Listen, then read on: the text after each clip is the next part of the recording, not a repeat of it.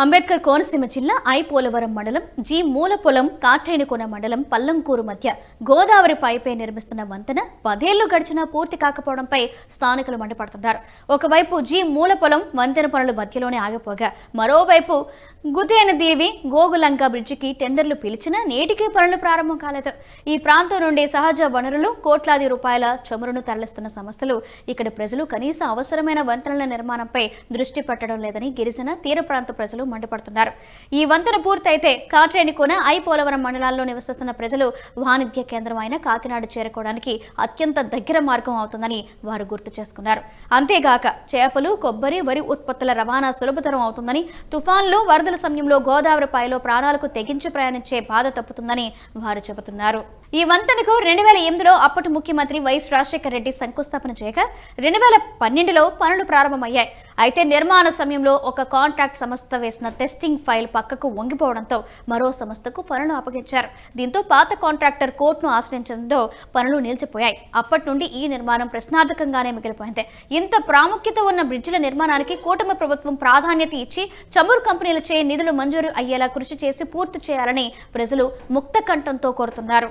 అలాగే 2014 నుంచి 19 వరకు ఉన్న గౌరవ శాసనసభ్యులు దాట్ల బుచ్చిబాబు ఆధ్వర్యంలో ఆ రోజునే 5 పిల్లర్స్ లేవడం జరిగింది. లేపిన తర్వాత ఒక పిల్లరు చిన్న ప్రాబ్లం వచ్చిందని సాంకేతిక లోపం వల్ల ఆగడం జరిగింది. మళ్ళీ ఆ వంతెనని ప్రారంభిస్తే ప్రజలకి, ఎందుకంటే ఇలాగ యానం దగ్గర నుంచి ఇలా తిరిగి వెళ్ళాలంటే సుమారు 40 కిలోమీటర్లు వ్యవధి పడుతుంది. అది వంతెన నిర్మాణం పూర్తవుతే అనేక గ్రామ ప్రజలు, అనేక మంది లంకవాసులు కానీ అటు పల్లంకూరు నుంచి కాట్రేనికోన నుంచి అందుబాటులో కాకినాడ వెళ్ళాలంటే మార్గం దగ్గరలో ఉన్నది కనుక మరి దీని మీద ప్రత్యేక దృష్టి పెట్టి శాసనసభ్యులు అలాగే కూటమి ప్రభుత్వం నిర్ణయం తీసుకుని తొందరగా ప్రారంభించాలని, దీనికి అదేవిధంగా మూలపాలెం బ్రిడ్జి అనేది తీరని కలగానే మిగిలిపోతుంది మాకు. కానీ గడిచిన 15 సంవత్సరాల నుంచి కూడా అదిగో బ్రిడ్జి, ఇదిగో bridge, technical problem, estimate problem అనే ప్రభుత్వ అధికారులు కొంతమంది ఇందులో జోక్యం చేసుకుని ఉండి ఇది అవ్వకుండా అలాగే నానిస్తూ వచ్చారు. కాబట్టి ఇప్పుడు గౌరవ ముఖ్యమంత్రి గారు, గౌరవ డిప్యూటీ సీఎం పవన్ కళ్యాణ్ గారు కూడా దీని మీద దృష్టి పెట్టి గుత్తుకుంజీవి నుంచి గోకులంక బ్రిడ్జి ఆడితే రేపు అనబద్ధం మేము ప్రయాణం చేయకపోవడం, మా పిల్లలైనా ప్రయాణం చేయడానికి మాకు సౌభాగ్యం ఉంటుంది. పీసుల్లోనూ దాన్ని మాత్రం అమలు చేయండి గవర్నమెంట్. ఈ రేవీ గురించి ఇబ్బంది పడిపోతున్నామండి బాబు. 40 కిలోమీటర్లు దాటి రావాల్సి వస్తుందండి అటు ఇటు మారాలంటే.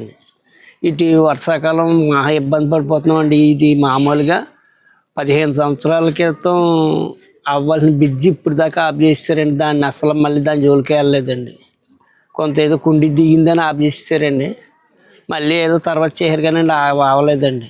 ఏదో డబ్బులు తక్కువ పడ్డాయని ఆఫ్ చేస్తారండి. మళ్ళీ పెంచారు కానీ మళ్ళీ రాలేదండి అప్పటికిప్పటికి.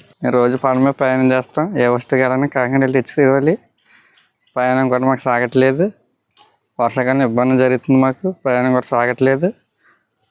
చుట్టూ తిరగాలంటే 40 కిలోమీటర్లు వస్తుంది. మాకు ప్రయాణం ఇబ్బంది జరుగుతుంది. మాకు 2 మండలాలు కలిసి బ్రిడ్జి ఆడాలని కోరుకుంటున్నాం మేము.